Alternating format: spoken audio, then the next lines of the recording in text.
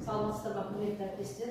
Мен Сыдықова Жайсан Оспанова, нөмір 22-ші топтар атындағы жалпы білім беретін орта мектебінің бастауыш сынып мұғалімі. Бүгінгі менің презентациямның тақырыбы бастауыш сынып оқушыларының танымдық қызығушылықтарының инновациялық технологиялар арқылы тәрбиелеу. Мұндағы негізгі міндетім жаңағы инновациялық технологиялардың тиімділігін анықтау.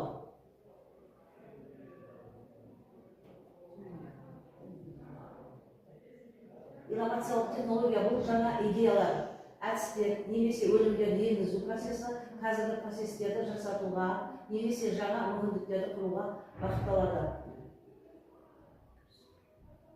Жаңа технологиялардың қазіргі түрлері өте көп, оларға тоқтала кететін болсақ, бірінші ынтымақтастық, ізгілендіру, түсіндіру, басқара озат оқу, деңгейлік саралап оқыту, сыни ойлау, модульдік оқыту және жасанды интеллект әдістері платформасы болып табылады. Енді мен осы әдіске тоқтала кетейін. Жасанды интеллект дегеніміз компьютерлер мен технологиялар адамның санасына ойлау қабілеттерін беруге бағытталған ғылыми және инженерия саласы. Жасанды интеллект негізінде бағдарламалар мен алгоритмдер жатыр. Олар белгілі бір тапсырмаларды өздігінен үйренуге және шешуге қабілетті. Мысалы, оқыту процесінде мәтіндік деректерді талдау, сөйлеу немесе суреттерді тану, студенттердің жұмысын автоматты түрде бағалау сияқты әрекеттерді орындайды. Қазіргі кезде жасанды интеллект әдісі білім саласында қарқынды дамып келеді және оның тиімді қолдану оқыту сапасын арттыруға мұғалімге үлкен көмек болып табылады.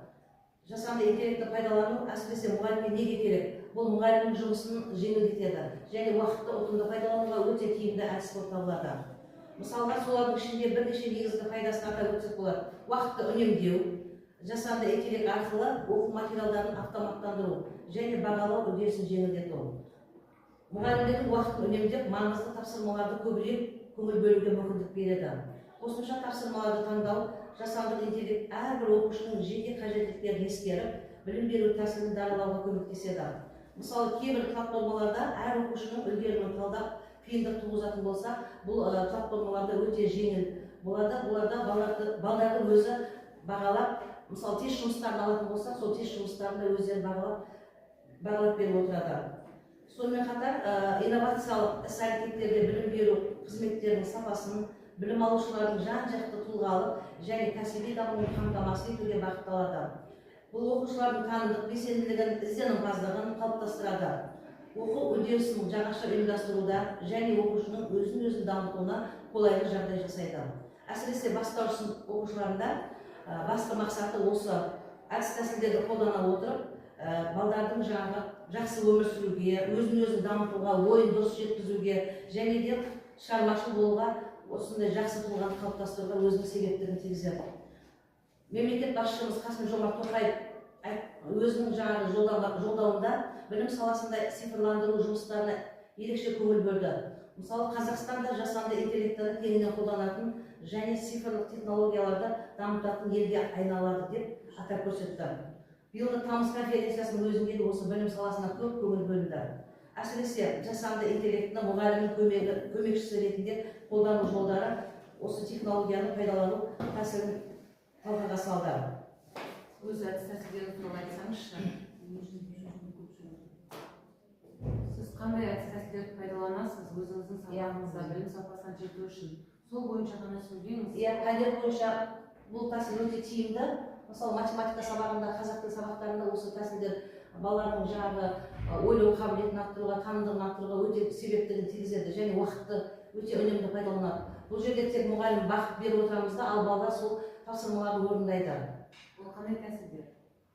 Оның тәсілдері өте көп. Мысалы, сауат ашу қазақ тілі сабақтарында біз 5 жолды өлең, мәтінмен жұмыс, мысалы, бізде мәтін өте көп қой, сол мәтінді талдау барысында мәтінге қарап, соған ақ қой, немесе мәтіннің жалғастыр, мәтіндегі негізгі ойды аяқтау, осындай тапсырмалар, 5 жолды өлең сілтпейін әдісі, 10 сұрақ әдісі, әр сабақ сайын 5 сұрақ әдісі, 10 сұрақ әдісі, жаңа тақырыпты талқылау үшін осы сұрақтар беріліп, осы әдістер қолданылып отырады.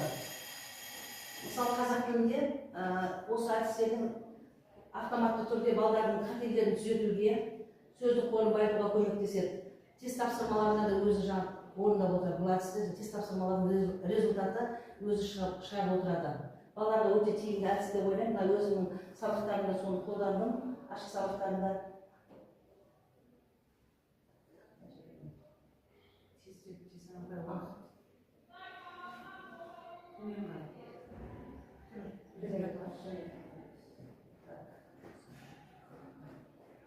Осы әдісті пайдалану арқылы жаңа мұғалім бағыт беруші, бұл жерде мұғалім бағыт беріп отырады, ал балалар сол тапсырмаларды орындап отырады. Бастаушының оқушылардың шығармашылық танымдық логикасын дамытуда бұл ерекше орын алады. Осы әдістер бойынша, осы тақырып бойынша өзімнің жаттығып бағдарламамды осы тақырып бойынша жазып шығардым. Оның өте беретін пайдасы өте зор. Жарияланды.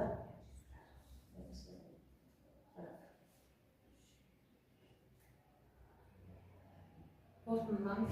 Осы әдістер арқылы көптеген